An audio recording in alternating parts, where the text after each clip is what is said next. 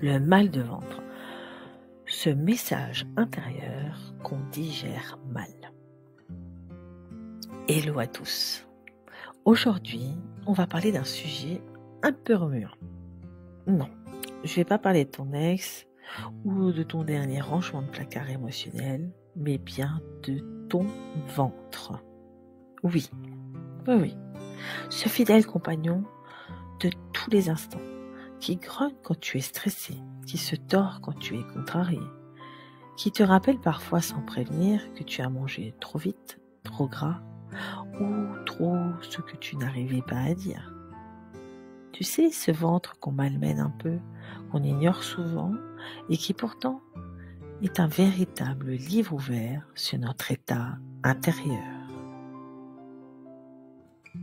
Un ventre, c'est comme une personne hypersensible. Il ressent tout, il prend tout à cœur. Et s'il pouvait parler, il te dirait probablement « Écoute-moi un peu au lieu de me faire taire avec du riz et du charbon actif. Merci. » Alors aujourd'hui, je te propose qu'on lui donne la parole à ce ventre.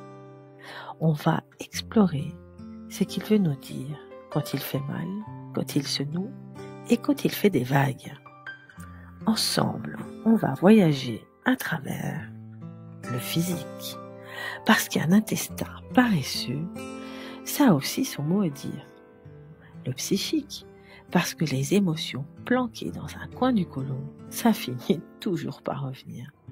Et le spirituel, parce que oui, ton nombril n'est pas juste décoratif, il marque ton lien avec la vie, la vraie. Alors, installe-toi confortablement, les pieds au sol, une main sur le ventre si tu le souhaites, et laisse-toi porter. Ton ventre a des choses à te dire, et moi, je suis juste là pour t'aider à traduire son langage sans jugement, avec beaucoup de douceur et un petit clin d'œil complice. Partons à la direction du plan physique. Commençons par ce que l'on appelle souvent le concret, la digestion. Un mal de ventre au départ, c'est peut-être juste un message de ton système digestif qui dit « On a reçu trop de boulot trop vite, j'ai une équipe réduite et aucune pause déjeuner, alors forcément, ça bloque. » Car oui, le ventre est un centre logistique redoutablement efficace. Passons par l'estomac, il entame le travail. Continuons vers l'intestin grêle qui lui affine les détails. Le côlon trie les déchets et enfin, le foie nettoie les arrières. Mais quand tu manges trop vite, sans mâcher, ou en stressant sur un dossier entre deux bouchées, tu envoies une commande au service digestion en mode panique. Résultat, te voilà avec des ballonnements, des spasmes, des douleurs et parfois même un petit concert intestinal en pleine réunion Zoom. Ce n'est pas juste un problème de nourriture, c'est aussi un problème de rythme. Ton ventre te dit « Ralentis, respecte mon tempo et par pitié, bois de l'eau. »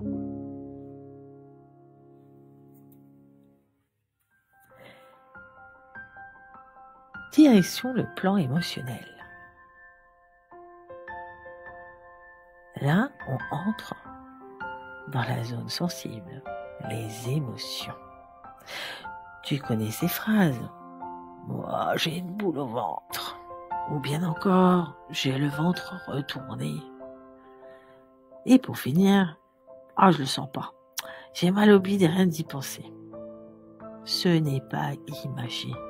Ton ventre ressent réellement ce que tu vis. Il est directement lié à ton système nerveux. Il envoie des infos au cerveau, mais surtout, il reçoit en boucle tout ce que tu vis sans le dire. Quand tu ravales ta colère, ton ventre serre les dents.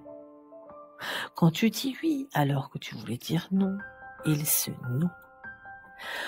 Quand tu gardes le silence alors que ton cœur voudrait hurler, il enfle. Le ventre, c'est un peu le grenier émotionnel. Si tu n'exprimes pas, il stocke.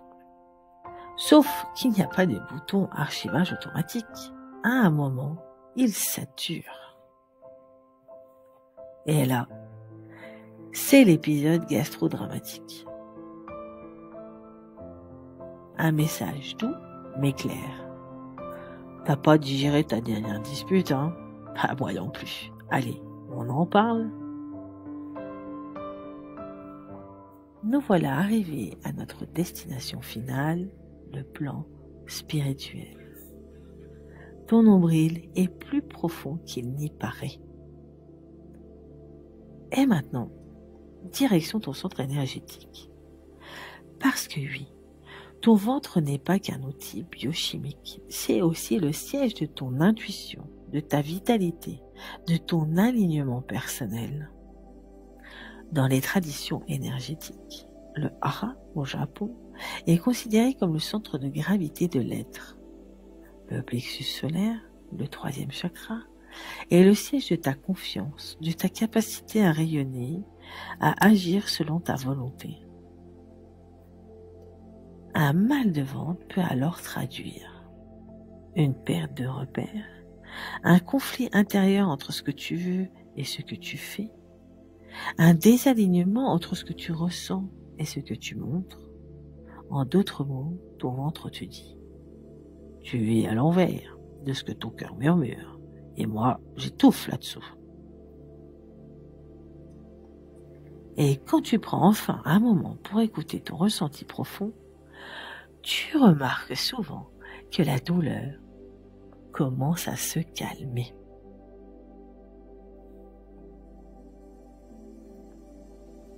Et si l'on écoutait un peu plus souvent ce ventre?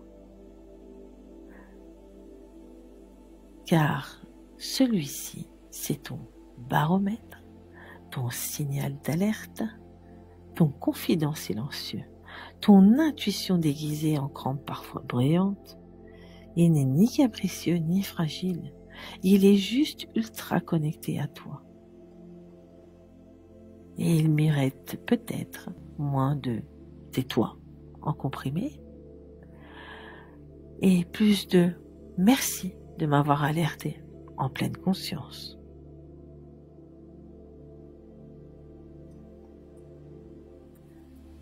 Alors aujourd'hui, je t'invite à poser une main sur ton ventre.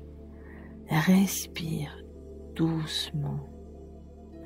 Demande-lui sans forcer. Qu'est-ce que tu me dis aujourd'hui? Et laisse venir ce qui vient.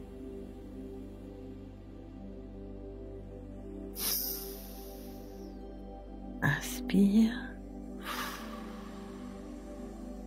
Expire. Ressens.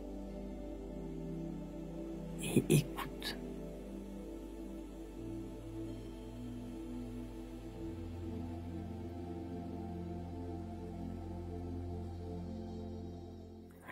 Souviens-toi, ce que tu n'as pas digéré dans la vie, ton ventre essaiera de le faire à ta place. Et ça, c'est un boulot qui finit toujours par faire mal.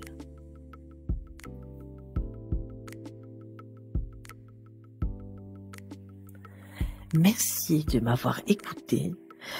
Si cet épisode t'a parlé, ou plutôt t'a ventré, n'hésite pas à le partager, à m'envoyer ton ressenti ou à venir me rencontrer pour une séance où ton ventre aura enfin toute sa place. Je vous souhaite une magnifique journée avec douceur, humour et toujours avec bienveillance. À bientôt.